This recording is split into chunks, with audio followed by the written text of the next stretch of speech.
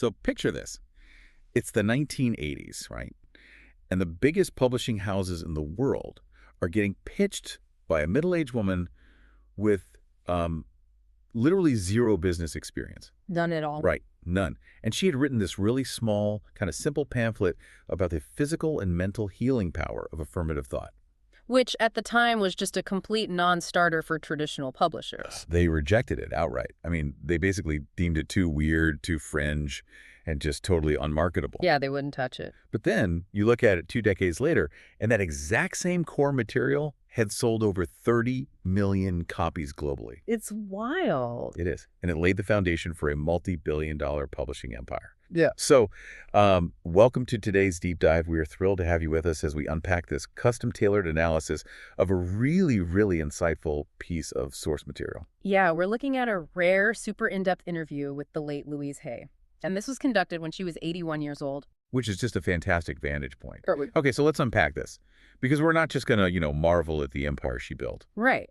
The mission here is to understand the mechanics beneath it. Like, why do her specific formulas for internal dialogue actually shift a person's lived reality? Exactly. How does an idea that was once considered completely crazy become the bedrock of modern mindfulness and self-care?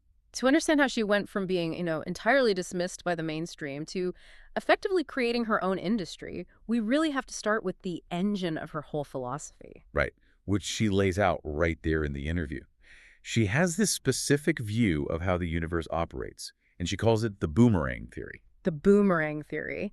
And it operates on a terrifyingly literal premise, honestly. Terrifying is a good word for it. Yeah, because the rule is that whatever energy or focus you put out into the universe is exactly what is returned to you. It's this strict one-to-one reflection. It just bounces right back. Exactly. And she points out that when most people are asked to describe what they want out of life, they instinctively generate a list of things they don't want. Right, like I don't want to be in debt anymore. Or, I don't want to be sick. Which, if you're following the rules of her theory, is a massive tactical error. A huge error. Because if you're pouring all of your mental energy into the concepts of debt and sickness, you're accidentally requesting those very experiences. Yeah, it's like you're throwing a boomerang with the word debt carved into it and then acting shocked when it comes back and hits you in the head. That is exactly it. And, the framing of this universe is critical here, too. Yeah. Because Hay notes that she grew up with absolutely zero formal religious background. Right, which gave her a relatively blank slate regarding spirituality. Exactly. She views the universe purely as this neutral, reactive energy force. She actually jokes with the interviewer about this. Oh, yeah. I love that part. She states point blank that she doesn't envision God as an old man sitting on a cloud watching my genitals. It's such a blunt way to put it, but it really strips away all the traditional punitive elements of religion. Completely. The universe isn't judging you. It's just catching what you throw and tossing it back. Right. And so the ultimate positive boomerang, the core affirmation she just constantly returns to, is this very specific phrase. Right. She says, all is well. Everything is working out for my highest good. Out of this situation, only good will come, and I am safe. I am safe. That phrase is the operational core of her entire method, and it's designed to be repeated relentlessly.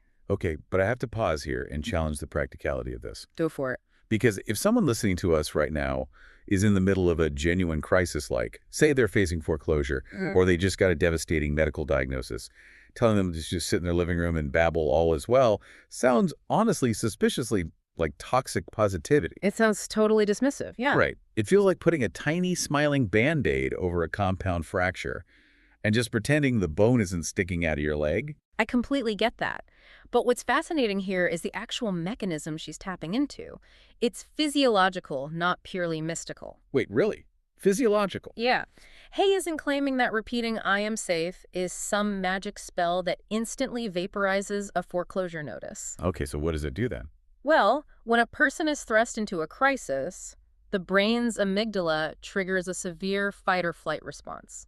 You become absolutely flooded with cortisol. You're just drowning in stress hormone. Exactly, and your peripheral vision, both your literal vision and your cognitive problem-solving vision, narrows dramatically. So you're in full panic mode. You can only see the threat right in front of you. And when you can only see the threat, you are functionally incapable of spotting a solution.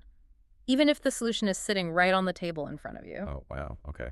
So Hay argues that repeating this core affirmation serves as a deliberate pattern interrupt. It's a structural tool to quiet our racing mind. So by forcing your internal monologue to repeat, I am safe, you're sort of artificially lowering the internal temperature. Exactly. You're trying to switch the nervous system out of that panicked state so that clarity and problem solving can actually occur. I mean, I see the logic of needing to drop the panic to find the fire extinguisher. That makes sense. Right. But if I'm being entirely honest, when your life is actually falling apart, trying to force your brain to accept all is well has to feel incredibly artificial. Yeah. It must require an immense amount of friction to execute that override. Oh, it requires extreme discipline, and she doesn't shy away from how difficult that is. It's not a walk in the park. Not at all. It's not about instantaneous belief. It's about altering the immediate atmosphere you're projecting. You are clearing the static. Because if the mind is screaming, the boomerang you're throwing out is just pure chaos. Precisely. Forcing the affirmation changes the broadcast signal from chaos to a baseline of neutrality, which, is the prerequisite for finding any way out of the crisis. But applying an override switch implies you have something massive to override. Right. And it's so easy to assume that someone preaching this gospel of ultimate positivity probably just coasted through a fairly charmed existence.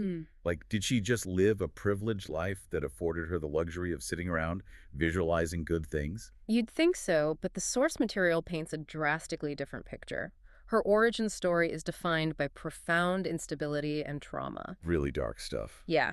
She tells the interviewer that her life was wonderful until she was about 18 months old, at which point, in her own words, everything hit the fan. Just totally derailed. She endured a brutal childhood. It was marked by severe poverty, total instability, and sexual abuse. And the psychological fallout of experiencing those dark realities at such a formative age was this deeply ingrained belief that she was fundamentally worthless. She just carried an immense burden of shame. Right, because for a child, making sense of severe abuse often requires internalizing the blame. Because the child assumes the adults must be right. Exactly. A child's survival logic dictates that the adults in charge know what they're doing.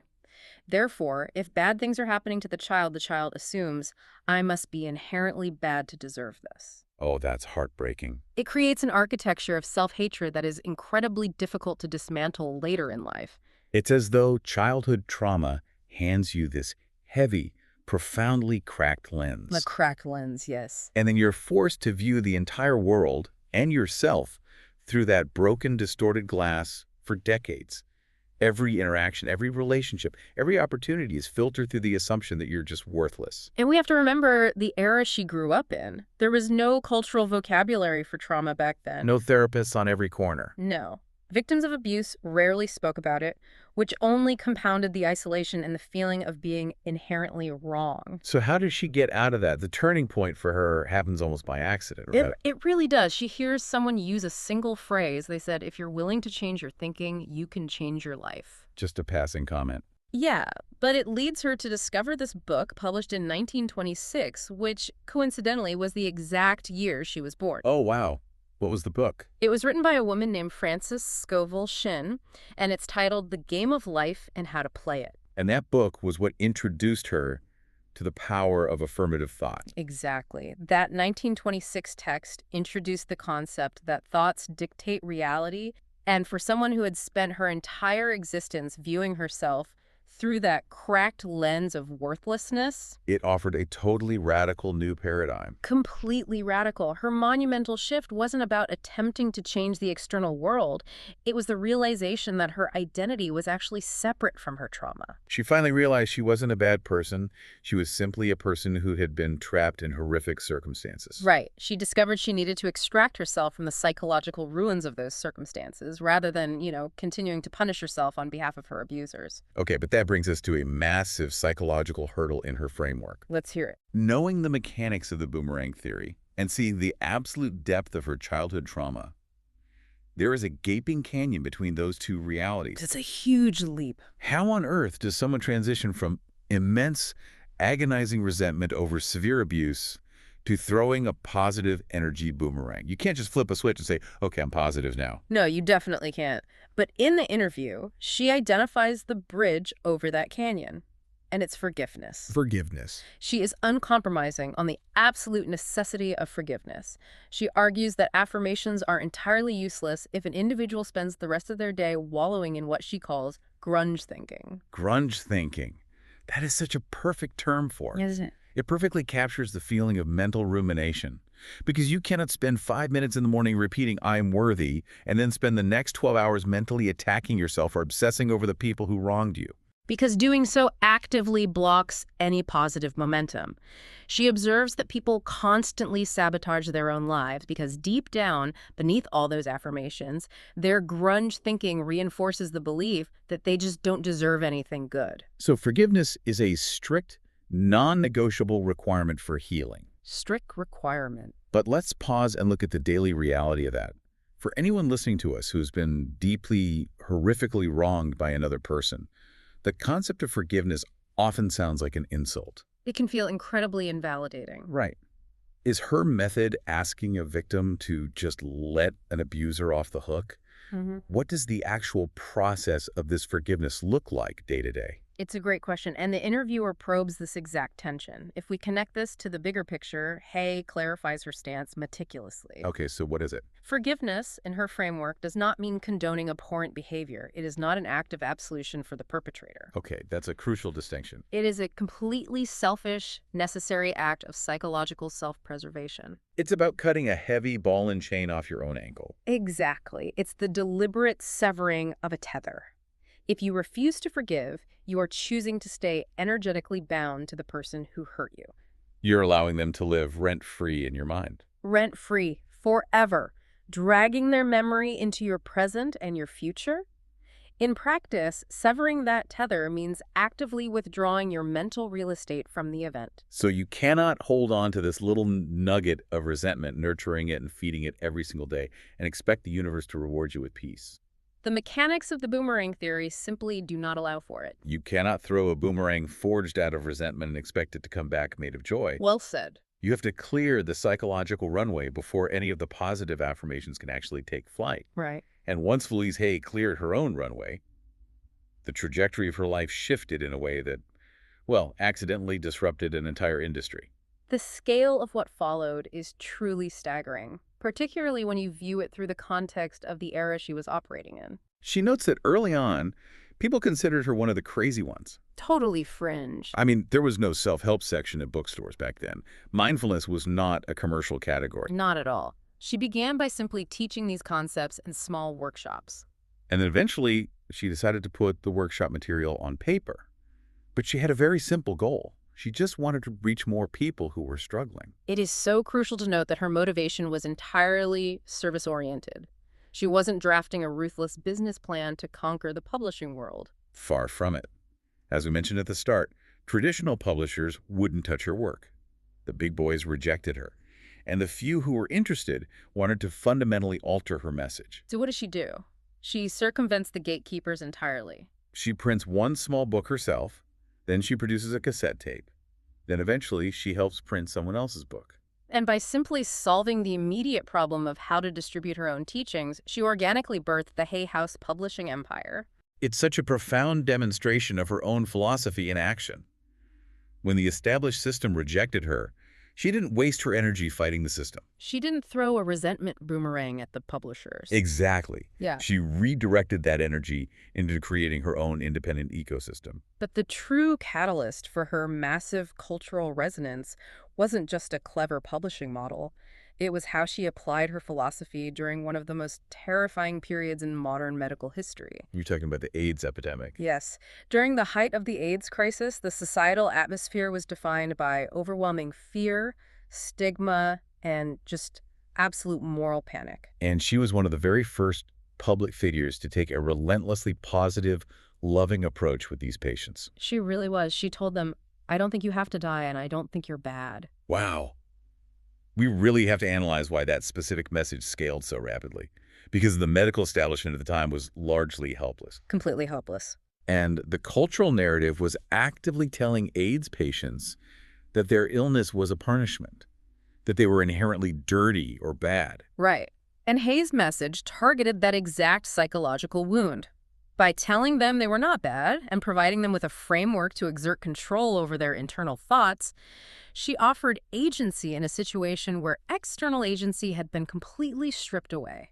She provided psychological triage when no one else would. Exactly. And that specific work led to her first appearance on Oprah 20 years prior to this interview. Yep. And that appearance rocketed her self-published book, You Can Heal Your Life, to the New York Times bestseller list for 14 straight weeks. And here's where it gets really interesting. Fast forward to the time of this interview. At age 81, she had recently returned to the Oprah Winfrey Show. And amazingly, that exact same book, which ultimately sold 30 million copies, was right back on the bestseller list. Decades later with the exact same text. It really highlights the ultimate irony of her success. She explicitly tells the interviewer she never set out to build an empire. She never went into a project thinking about how much money she would make. But she discovered a fascinating byproduct of her philosophy. When your fundamental goal is purely to help people heal, you, quote, cannot stop the money. Cannot stop the money. I love that. When the core motivation is aligned with genuine service and filling a massive psychological void, the resulting boomerang is often immense abundance. Absolutely. But as much as we can marvel at the millions of books sold, the interviewer brings up a deeply necessary counterpoint here. A very necessary pushback. Because it's incredibly easy to preach about positive boomerangs when you are a multimillionaire living a very comfortable life. Right. The ultimate stress test for her worldview is whether it can withstand the weight of systemic global crises. And the interviewer challenges her directly on this front. They really do. They point out that this interview is taking place on the 5th anniversary of the invasion of Iraq. They bring up massive structural inequalities like systemic racism, prejudice based on gender or sexual orientation, and generational poverty. And just a quick note to you listening, our goal here isn't to debate the politics of the Iraq War or structural inequality. We're simply examining how the interviewer uses these massive global realities to test the limits of Hay's philosophy. Exactly. Because if someone is trapped in a cycle of generational poverty or facing institutional racism, the idea that they can simply think their way out of it seems entirely inadequate. It sounds like a really tough pill to swallow, but Hay's response to this challenge is remarkably grounded. How so?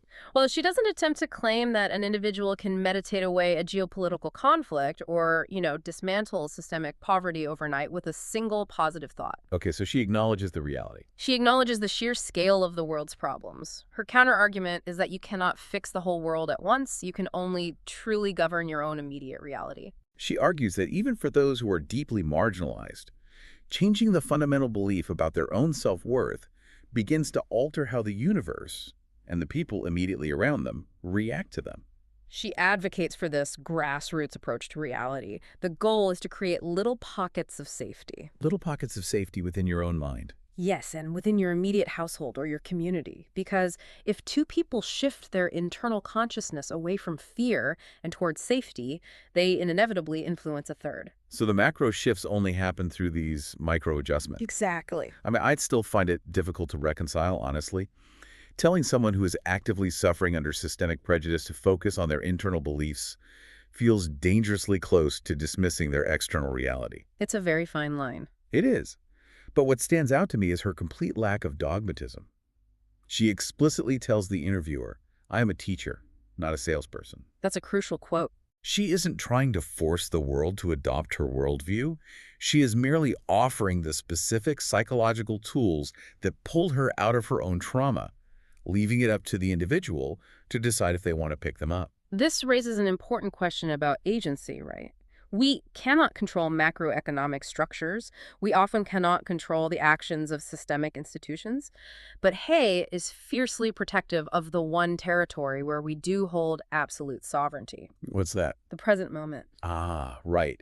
And her perspective on time and aging is the ultimate manifestation of that sovereignty. It really is. Because at 81 years old, she tells the interviewer with complete conviction that her 80s will be the best decade of her entire life. Which is a radical departure from a culture that views aging primarily through a lens of decline and terror. Totally. And she has anchored herself so deeply in the present moment that she literally has to ask her secretary or check her appointment book just to know what she did yesterday or what she's supposed to be doing tomorrow. She has weaponized simplicity. Ooh, I like that phrase.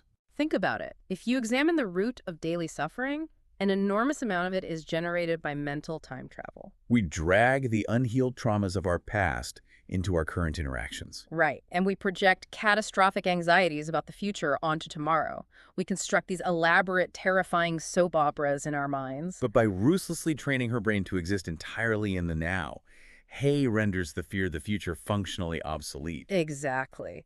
If the only moment that exists is right now, and right now you're just sitting in a chair breathing, then all is well. You cannot throw a boomerang of anxiety if your mind is completely emptied of tomorrow's hypothetical disasters. It's the ultimate distillation of everything she teaches. You govern the internal atmosphere, and the external world eventually follows suit. We have covered a tremendous amount of ground today. We've traced the journey from the agonizing, deeply traumatic beginnings of Louise Hay's life, really examining the mechanisms of how young mind internalizes abuse as a personal flaw. Yeah, and we explored the radical paradigm shift of the boomerang theory. That realization that the universe operates as a neutral mirror, reflecting our core beliefs back to us. We analyzed the difficult, highly active process of forgiveness, too, recognizing it not as a free pass to an abuser, but as the essential, selfish act of severing the tether to our own past pain. And we saw how filling a massive psychological void with a message of inherent worthiness during a global health crisis no less organically built an international publishing empire. And it brings us right back to you, listening to this deep dive. You may not be aiming to revolutionize the self-help industry or build a global business. Probably not. But whether you're consciously aware of it or not, you are constructing your own reality day by day through the internal monologue you choose to repeat. Every single thought is actively setting the atmospheric pressure of your life. So we want to leave you with a final, lingering question to explore on your own as you navigate the rest of your day. Think back to that heavy, cracked lens of past experiences we discussed earlier. Right. If the universe truly operates as a giant passive mirror, perfectly catching and returning the energy of your focus. If it's equally willing to reflect back your deepest gratitude or your darkest grunge thinking. Then what exact image is your current internal monologue broadcasting right now? Are you accidentally dedicating all of your precious mental bandwidth to telling the universe exactly what you don't want?